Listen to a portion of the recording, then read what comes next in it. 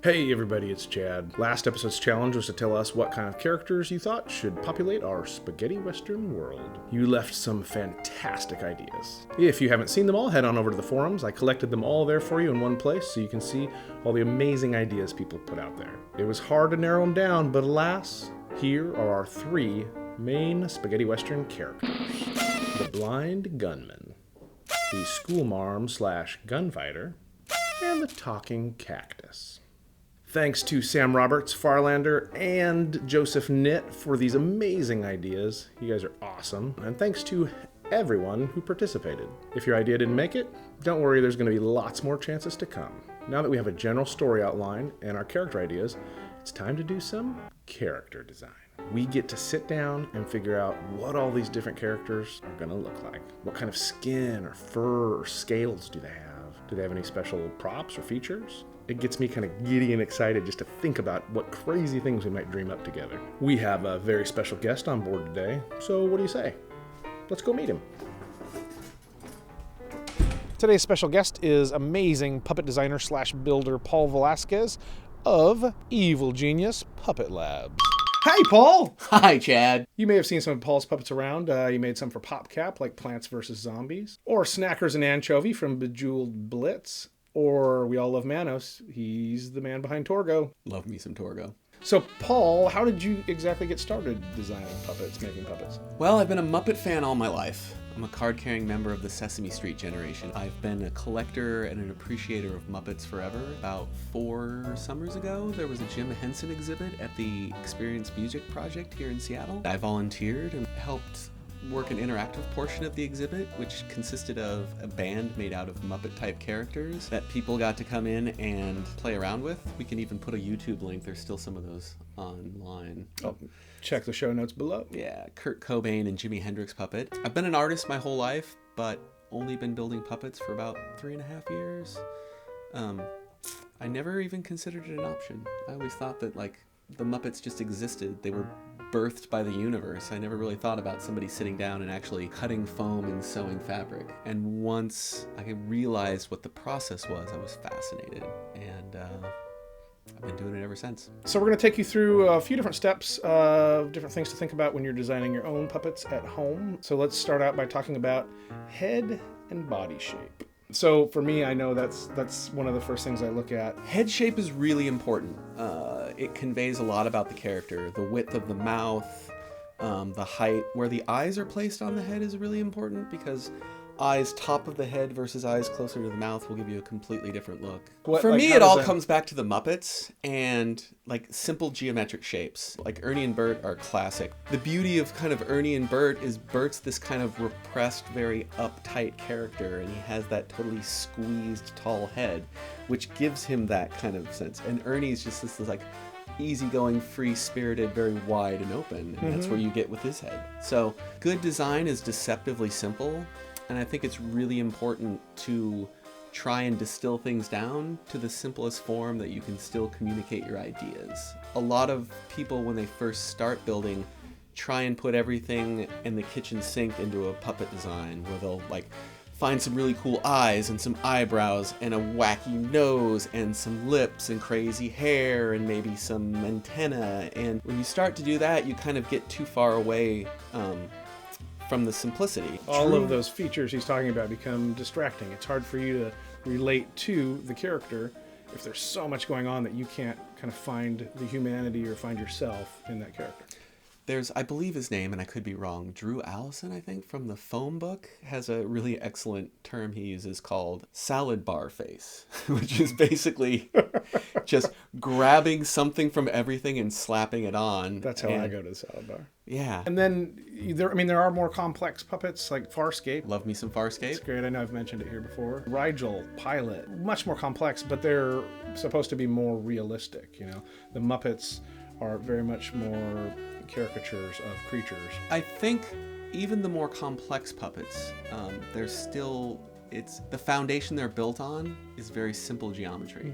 I think if you can keep it simple, you can extrapolate on it and get into very fine details and surface textures and interesting things to polish a design. But ultimately, at the end of the day, it's a very simple structure, and depending on how much detail you want to put into it. Let's keep it simple, stupid. Keep it simple, stupid. Keep it simple, comma, stupid. Keep I'm it not calling simple, you stupid. stupid. I'm calling myself stupid.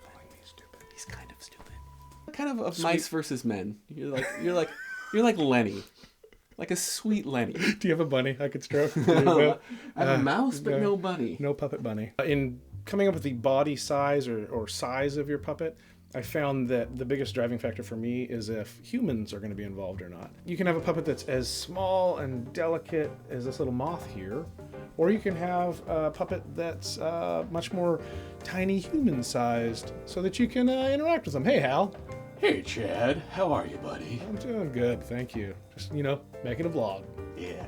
Hal is probably about what you would want for interaction with a person. His face is, I'd say, about 80% the size of Chad's. I have a pretty big face, though. Yeah. So there's not a disparity in scale. Although somebody like Kermit or Prairie Dawn's going to be considerably smaller, and that works because they're much more diminutive. Yes, exactly.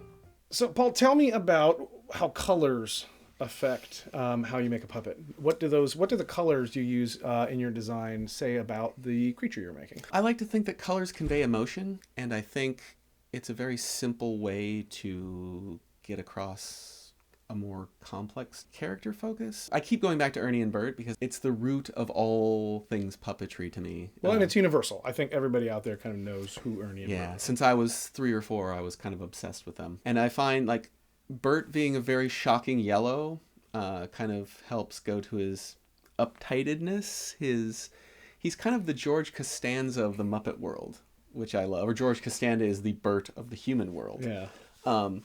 And while Ernie's still a warm color, I think orange, the shade of orange is not as shocking. It's a bit calmer. Originally Oscar was orange and he went to green. And that changes the character. Grover was originally green before he went blue, and that changes. Look how color appears in nature. Every time, everything you see from a flower to an animal to a tree, those colors and how they interact is incredible. And it's a good place to start. Take red, for instance. Fire trucks, stop signs, fire. It's a very vivid, shocking color that brings attention to itself. So if you've got a red puppet, you're going to have that kind of ingrained feeling in you based on kind of the history of that color. And again, like we talked about in the puppet design, too many colors can be distracting. And I think you want to keep colors within a certain range of one another and offset them on purpose. If you have a blue character and you put an orange nose on there, the contrast between the blue and the orange will draw attention to the nose. If you don't want the nose to draw attention, you maybe use a blue nose that is slightly a different shade than the body. And color to me is really important and not something to be made on purely by random chance. Every decision you made should be done for a reason. So let's take a couple of ideas that didn't make it and see how Paul dreams them up.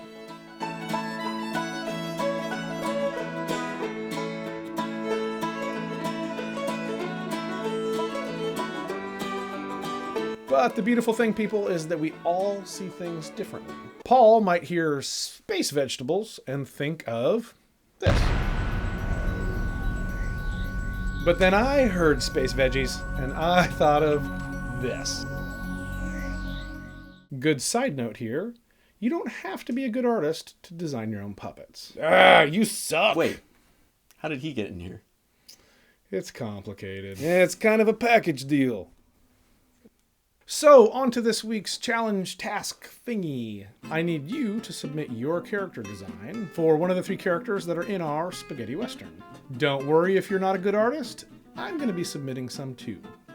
Then we'll have you go to the forums and vote on your favorite designs, and those designs will get turned into actual puppets. Head on over to the forums now, see the link below, and submit your designs and check out all the others. Remember, get your designs in quickly. We need them in the next couple weeks if you're going to make it in time for the voting round. Remember to check out Paul's site. Check out the show notes below. Good luck with your designs. Drop me a line if you have any questions. And as always,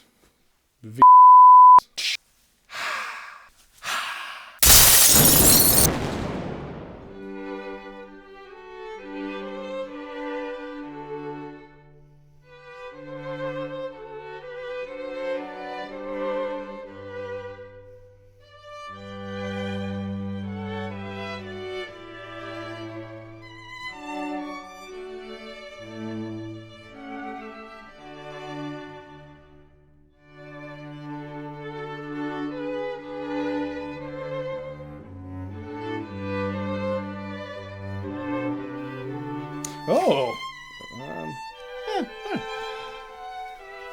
No. Not gonna happen.